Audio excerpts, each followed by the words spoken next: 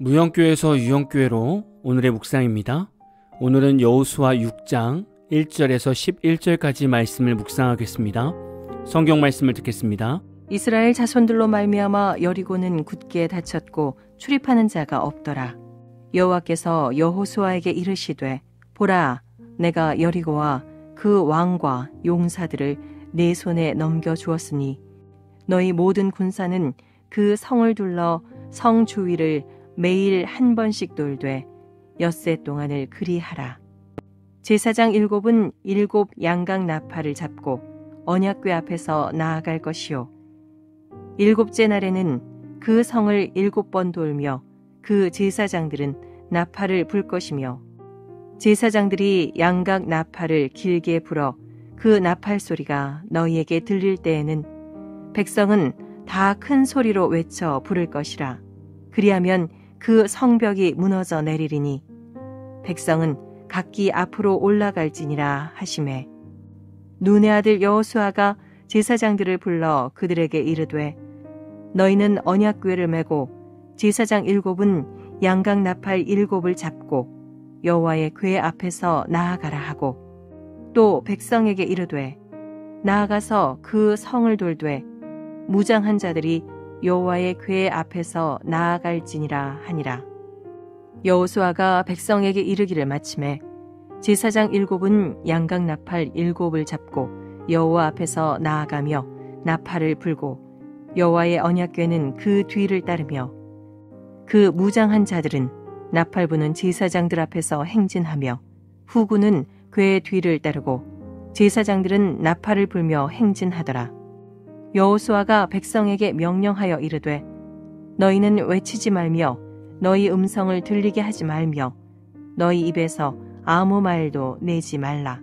그리하다가 내가 너희에게 명령하여 외치라 하는 날에 외칠지니라 하고, 여호와의 궤가 그 성을 한 번 돌게 하고 그들이 진영으로 들어와서 진영에서 자니라.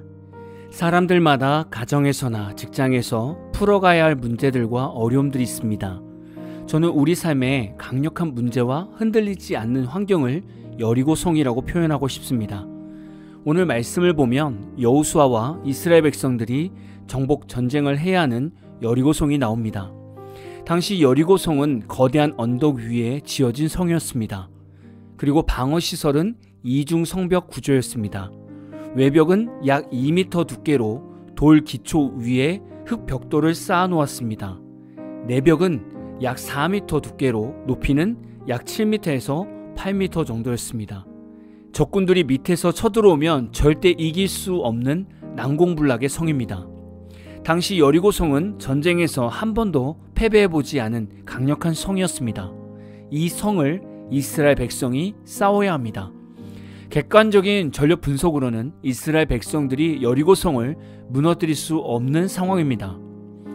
우리는 인생을 살면서 이렇게 강력한 여리고성을 만날 수 있습니다.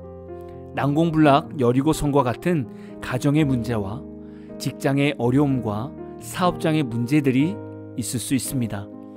사실 일반적인 사람들은 여리고성과 같은 문제를 만나면 그냥 회피하거나 도망갑니다.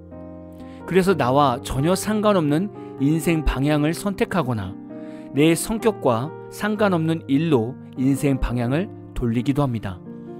그리고 우리는 이런 인생을 선택하고 평생 힘들고 괴로운 마음으로 살아갑니다. 여러분은 눈앞에 여리고성과 같은 강력한 환경과 사람들이 있습니까?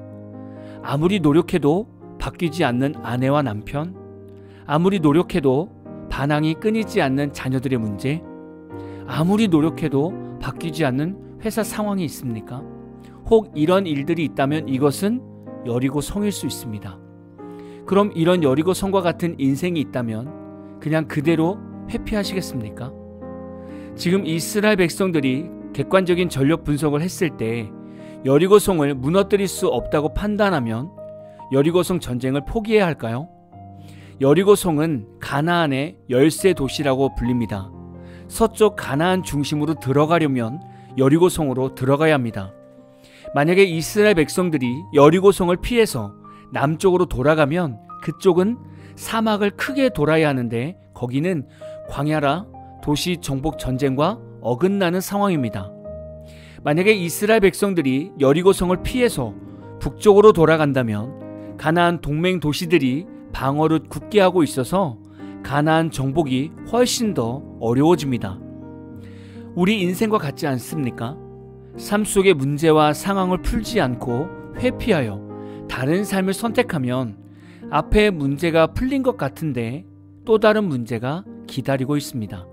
그리고 심지어 이 문제는 우리가 회피하려 했던 문제보다 더 큰 문제가 옵니다. 이런 경험을 해보신 성도님도 있을 겁니다. 왜 이런 삶이 찾아왔습니까? 내 앞에 여리고성을 해결하지 않았기 때문입니다. 혹시 여러분 삶에 이런 부분이 있다면 회피하지 마시고 여리고성을 무너뜨리십시오. 오늘 말씀에서 보면 여리고성을 무너뜨리는 방법을 하나님께서 말씀해 주셨습니다. 여리고성을 무너뜨리는 방법이 무엇이었습니까? 언약궤 앞에서 제사장 7은 7 양강나팔을 불며 나아가고 언약궤는 양강나팔 뒤에 따라갑니다. 군사들은 7 양강나팔 앞에 가고 후군은 언약궤 뒤를 따라갑니다. 그리고 하루에 한 번 여리고성을 도는 것입니다. 엿새 동안 이렇게 하고 마지막 7째 날에는 7번 돌아야 합니다. 여러분, 실제로 여리고성은 하나님께서 무너뜨리신 겁니다. 이스라엘 백성들은 그저 성 주변을 돈 것이 다입니다. 그럼 우리가 여리고성과 같은 인생 문제를 풀어갈 때 오늘 말씀을 적용해 본다면 어떻게 인생 문제를 풀어갈 수 있을까요? 저는 이스라엘 백성들이 여리고성을 7일 동안 돌 때 많은 감정이 있었을 것 같습니다. 첫 번째 여리고성을 마주하고 주변을 돌 때에는 심적으로 강력한 두려움을 가졌을 겁니다. 이 성을 정말 정복할 수 있을까라는 두려움이 있었을 겁니다. 그러나 한 바퀴만 돌고 진영으로 돌아오게 되었을 때는 마음이 편해졌을 겁니다. 이것을 6일 동안 반복하면서 두려워했던 여리고성을 조금 더 담대히 마주대할 수 있는 마음과 생각이 들었을 겁니다. 사람이라는 것이 두렵고 힘든 일을 처음 마주대할 때는 심하게 떨리지만 지속적으로 대하다 보면 자신감이 생기지 않습니까? 바로 이런 것입니다. 우리 삶에 여리고성과 같은 큰 어려움이 있다면 그 문제를 마주대하는 용기부터 가져보는 것입니다. 하나님은 우리와 함께 계시고 우리와 함께 싸우십니다. 하나님은 우리 옆에서 우리의 여리고성을 위해 함께 강력하게 싸우시는데 우리가 여리고성을 마주대하는 용기를 내지 못하면 그 문제와 환경은 절대 바뀌지 않습니다. 그리고 성도님이 여리고성과 같은 문제를 마주대할 때 인간적인 마음으로 마주대하는 것이 아니라 그 마음에 하나님의 말씀을 믿고 의지하며 마주대해야 합니다. 사실 우리는 강력한 문제를 마주대하는 것을 힘들어합니다. 불가능하다고 생각한 일을 다시 마주대하는 일은 참 괴로운 일입니다. 그러나 하나님이 우리 삶을 바꾸어 가시는 데 있어서 하시는 일 중에 하나는 바로 우리 삶 앞에 남아있는 여리고성을 무너뜨리기를 원하시는 겁니다. 성도님이 하나님을 의지하여 여리고성과 같은 문제를 마주하려고 해야 하나님도 우리의 믿음을 보시고 강력한 여리고성 문제를 무너뜨리십니다. 성도님, 오늘은 다른 것보다 여리고성과 같이 그동안 마주대하지 못했던 어려운 문제나 환경을 피하지 마시고 하나님을 의지하여 다시 마주대하는 용기를 내보십시오. 성도님이 믿음으로 여리고성을 마주대해야 하나님께서 일하기 시작하십니다. 오늘 마무리 찬양은 리바이치의 주 예수 나의 산소망이라는 찬양입니다. 찬양 후에는 잔잔한 연주곡이 있습니다. 말씀을 생각하면서 기도하는 시간을 가져보십시오.